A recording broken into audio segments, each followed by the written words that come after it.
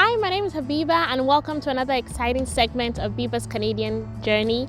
Today I'm going to be talking about a topic that is fundamental in your Canadian application process. This topic can make or break your application, and that's the topic of NOCs. One of the reasons I'm talking about this today is because during the course of last week, I had a story about a lady who had been waiting for her application to be approved for over 10 months, and then she got it back and it was denied because she had claimed the wrong NOC code. And this just got me thinking that maybe some people actually do not understand the nitty-gritty about NOC codes. So that's what I'm going to be talking today. Today's topic is NOC 101. So let's get started.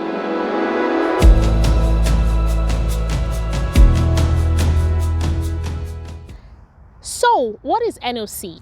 What comes to mind is your occupation or your job, your work experience that you're claiming points for, and that is true. NOC is actually Canada's way of assigning codes to occupations and jobs so that it is easy to identify.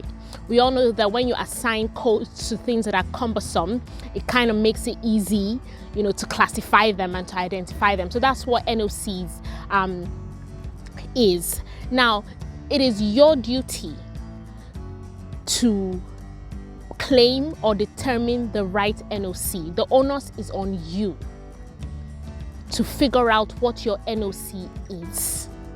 Okay, so why is it important to claim the right NOC? Why is it important to choose the right NOC?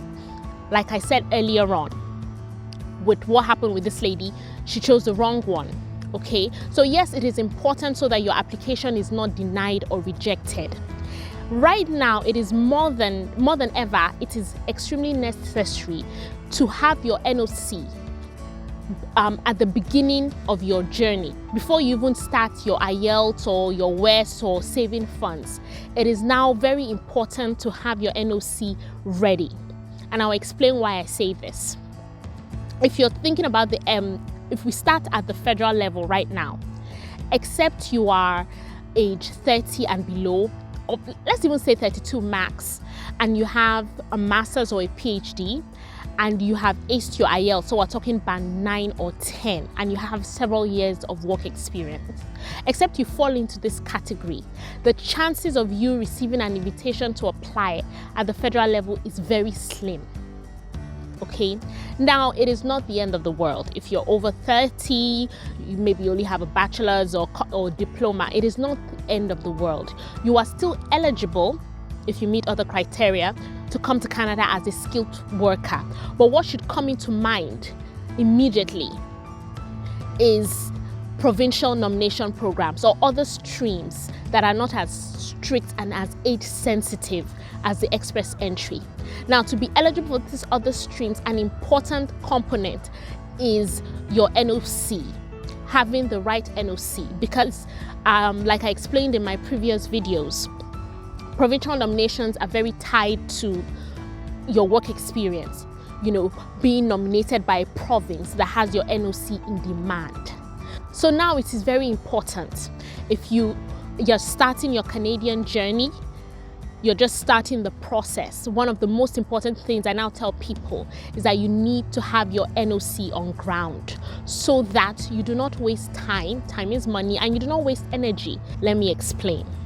Right now at the federal level, let's be very honest, except you're below a certain age, let's even say below 32 or 30, you have a master's or a PhD, you have aced your IELTS, we're talking band 9 or band 10, and you have over 3 years of work experience, except you fall into this category. Okay, the chances of you receiving an invitation to apply right now at the federal level is very slim. However, it's not the end of the world.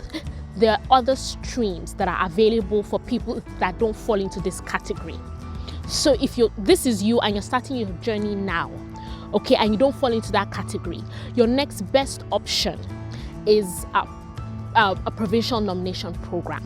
And the way the provincial nomination program works, and I've spoken about this in my previous videos, you can go back and watch, and you can subscribe if this is your first time. The way the provincial nomination programs work is that you need to know your NOC, because provinces usually nominate people that have the NOCs that they are looking for. So in the early stage of your journey, it is important now that you determine your NOC immediately. So you can tell yourself the truth that the stream that is right for you is a PMP, and then you start looking for the province, okay, that is looking for your NOC in demand. So that is one of the reasons why it is extremely important to know your NOC right away. Now, how do you determine your NOC, or how do you find your NOC? How do you look for it? And I'm going to show you how you can do that. Okay, so very quick, I'm going to show you how to identify or how to find your exact NOC code, okay? And it's very easy. This is the method I used 2 years ago. Okay, so you go to Google, you start with Google. Google is your friend. And at the Google search box, what I did was I typed how to find my NOC. Okay, simple. And a couple of options come up. You look for the one that has ESDC, so www.noc.esdc.gc.ca. That is the one from the government of Canada. You can see it here. This is the official one, National Occupational Classification. Make sure you're using the 2016 version because that's the most recent one. And when it says enter your job title, what you do here is that you just type in your current job title. For me then, it was communication specialist. Okay, specialist, really quick, and I clicked it. Now when I did, a couple of options come up, and when the chances are the same is going to happen to you when you put in your official job title. It could be, you know, a registered nurse or a civil engineer. You're going to have a couple of options come up. Now this is where you're going to be extremely careful. You take it one by one. Okay, so I click on the first one, and what came up was 1123, professional occupations in advertising, marketing, and public relations. Now, if you see a code like this with a broad heading that does not sound familiar, do not be afraid, because what happens, or what NOC is that NOC is not your job title. Your job title is not important when it comes to NOC.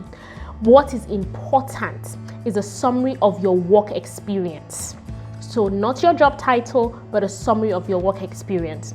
So you come here, your code might be different, and then you read this paragraph. This paragraph is extremely important. The first paragraph under the code is called the lead statement. The lead statement is very important, and what it does is that the lead statement summarizes what that code is about. Okay, it gives you, it's sort of like a snapshot of what the code is, of what the job is about, or what that occupation entails, and then you read it carefully. For me, by the time I started reading from the first sentence, the second line, I knew that this was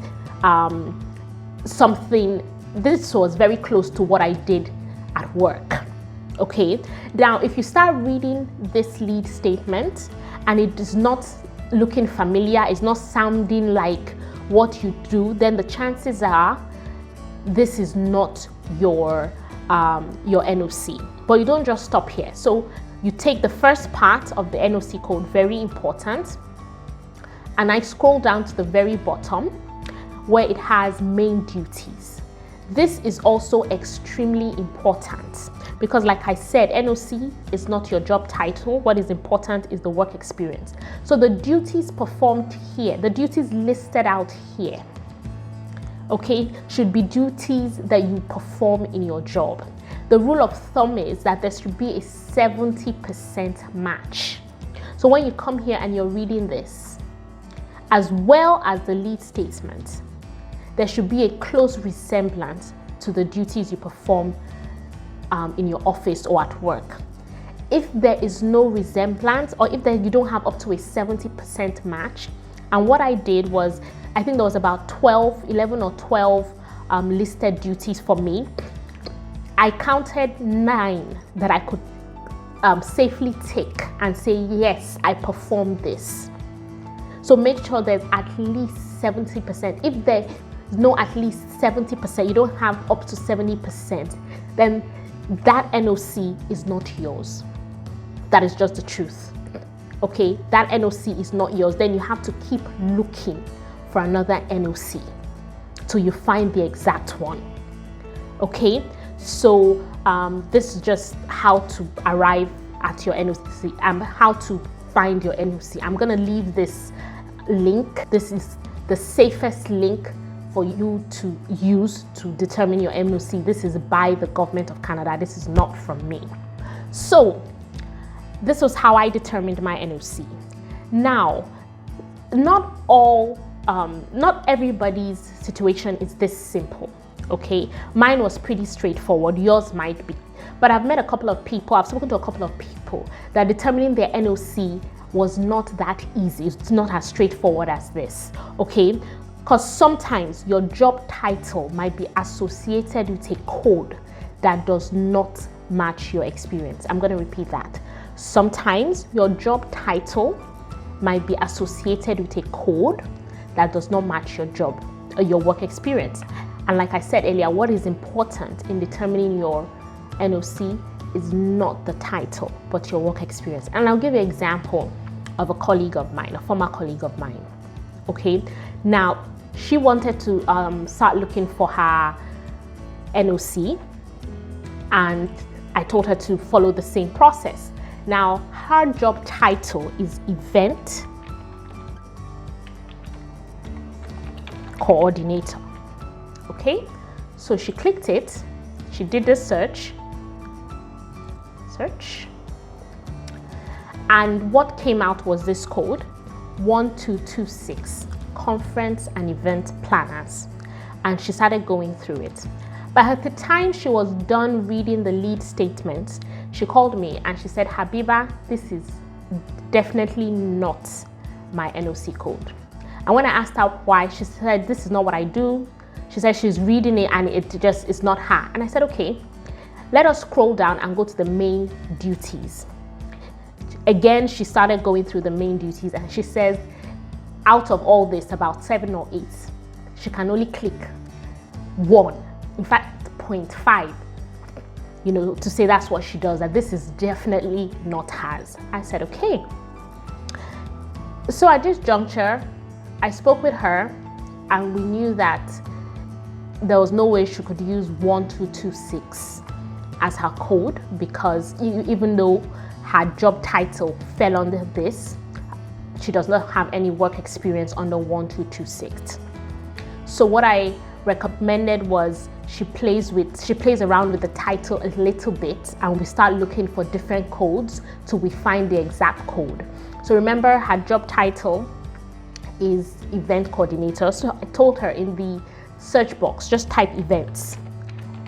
So sometimes you're going to need to play around with your job title till you find the exact code. So we clicked events, and when she did, 2 categories came up. The original 1226 and 1123. And so she clicked on that and she read the lead statement. Immediately she read the lead statement for this 1123, she called me and she was very excited. She says, that is definitely her NOC. This is what she does. And I said, okay, let's not get too excited. Let's scroll down and make sure you're comfortable with the main duties. The main duty, you have work experience in the main duties.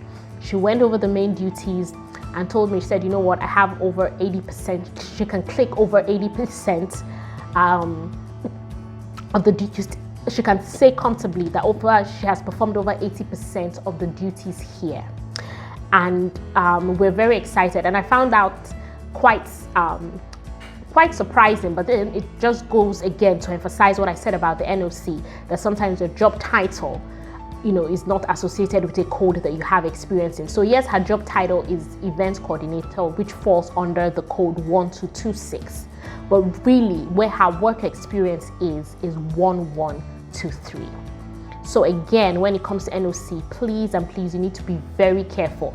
There's a tendency to just rush and make a mistake and just choose something based on your job title. And if you do that, that might, land you in a lot of trouble. So I'm gonna put this link in the bio so that you can always refer to it and use it. This is the easiest link to use. It's by the government of Canada, and all you have to do is just click on search by job title and key in your current job title. Sometimes you might need to play around with it a bit.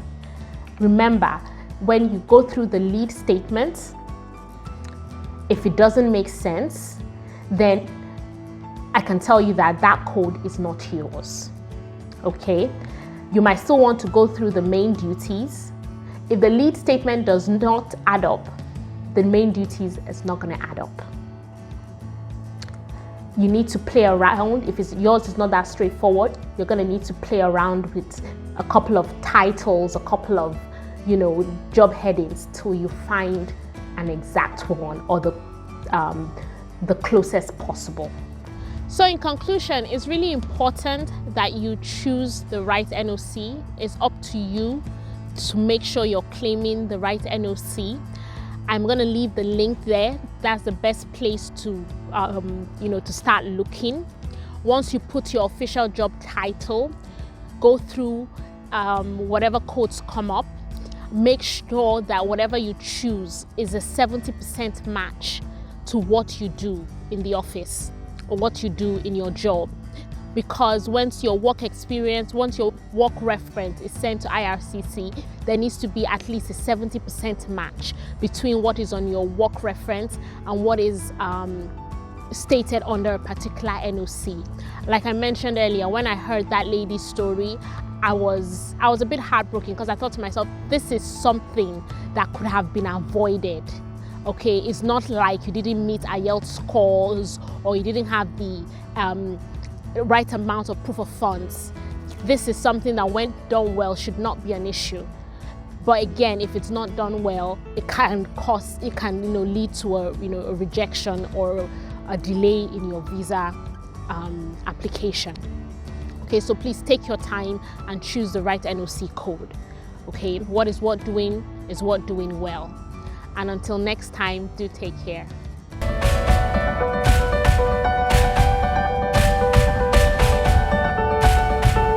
Hi, my name is Habiba.